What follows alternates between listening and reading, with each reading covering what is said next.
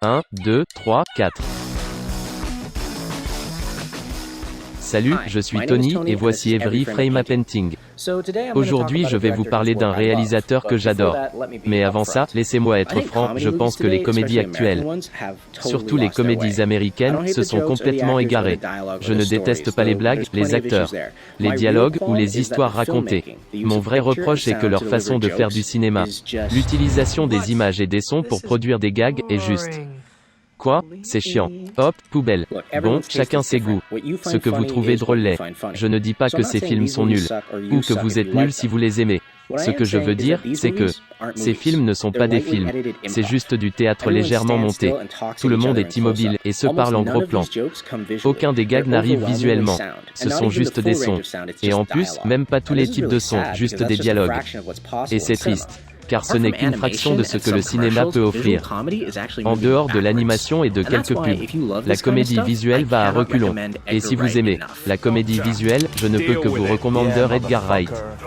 C'est l'un des seuls réalisateurs du genre qui utilise toutes les possibilités qui lui sont offertes. Et grâce à ça, il trouve l'humour là où les autres ne le cherchent pas. Exemple, vous avez besoin de faire déménager votre personnage d'une ville à une autre pour faire avancer l'histoire.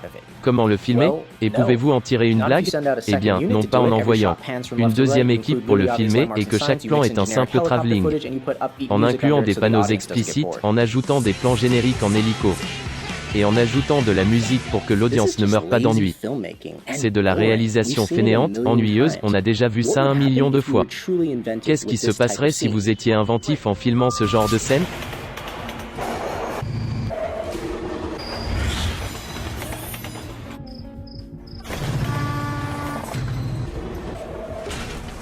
Et voilà, et ce n'est pas seulement une série de cuts rapides. Il y a une bonne narration visuelle ici. Ces deux plans de taxi montrent exactement d'où l'on vient et où l'on va. Ces deux plans accentuent l'idée d'éloignement de la civilisation. Le personnage regarde toujours vers nous ou vers la droite. Donc le montage garde du sens. Baissez le volume de la musique. Et augmenter celui des sons est drôle, car chaque cut est détonnant. OO a même droit à du beau jeu d'acteurs de Simon Pegg et Ryan Gosling. Ok, c'est un exemple sorti de son contexte. C'est vrai, totalement injuste. Bon, imaginons un film où une horrible apocalypse se produit. Et vous voulez donner un indice à l'avance, en s'arrangeant pour que les personnages ne remarquent pas un événement important à la télé. Comment le feriez-vous? Est-ce que vous ajouteriez un plan de 2 secondes au montage? Et aucun autre plan qui montre la relation des personnages à la télé? Où feriez-vous ça? Bien qu'aucun officiel n'ait fait de commentaires, les groupes religieux annoncent déjà le jugement dernier. C'est la panique dans les rues de Londres. Alors qu'un nombre important de rapports attaques sérieuses sur des gens qui sont littéralement dévorés vivants. Ok, encore injuste. Et si l'un de vos personnages avait arrêté de boire, et que les autres le lui reprochent, et vous voulez en tirer un gag? Comment feriez-vous? Est-ce qu'il resterait debout et parlerait de son abstention? Non, j'apprécie, mais j'ai promis à ma femme que je ne boirai pas ce soir. En plus, j'ai une grosse journée demain. Amusez-vous bien les gars. Une grosse journée? À faire quoi? Ou est-ce que feriez ceci? Quoi?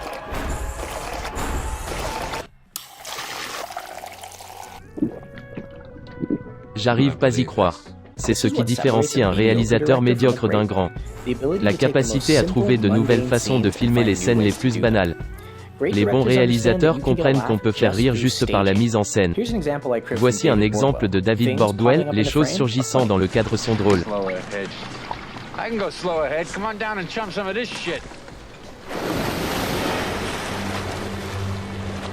Et pas seulement celles qui surgissent dans le cadre.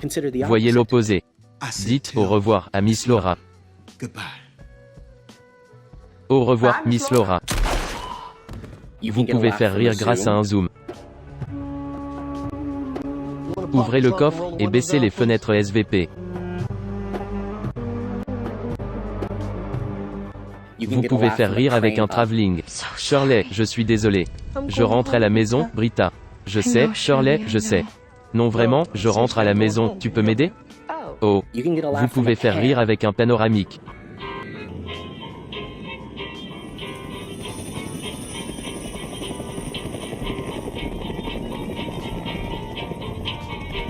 Comme Martin Scorsese l'a dit, le cinéma est question de ce qui est dans le cadre et de ce qui n'y est pas. Donc réfléchissez au cadre. Ce n'est pas une question de comédie intelligente ou stupide. Vraiment, si ça fonctionne, point.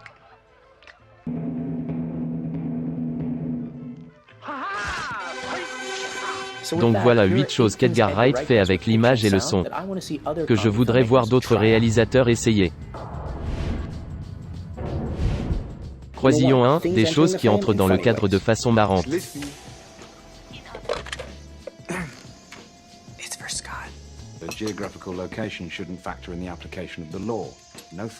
Croisillon 2, des gens qui sortent du cadre de façon marrante.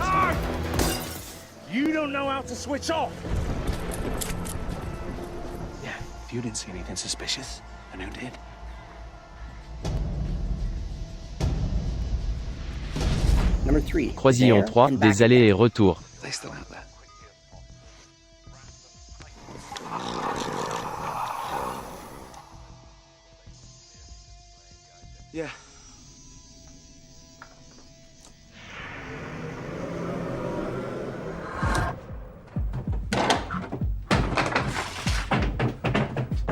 Croisillon 4, des transitions harmonieuses entre deux scènes.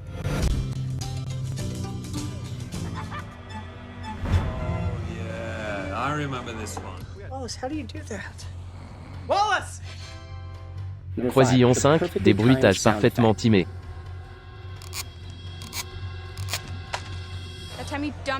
Okay, me and Kim are all good now, all right? Do feel free to spool through. Croisillon 6, de l'action en rythme avec la musique.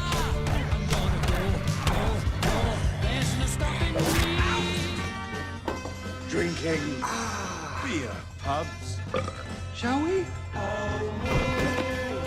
Croisillon 7, des effets de lumière super dramatiques.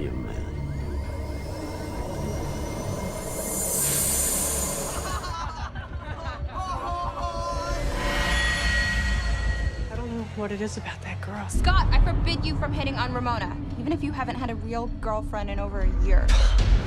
Et Croisillon 8. I'm taking a shortcut before.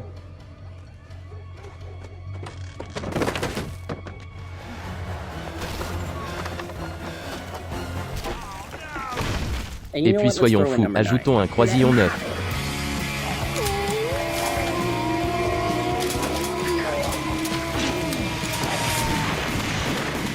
Si vous êtes cinéaste, travaillez là-dessus. Le cadre est un terrain de jeu. Donc jouez. Et la prochaine fois que vous allez au ciné et payez 12 € pour voir une comédie, ne vous contentez pas de merde moins inventive que des vines de 6 secondes. 6 secondes. 6 secondes. 6 secondes. 6 secondes.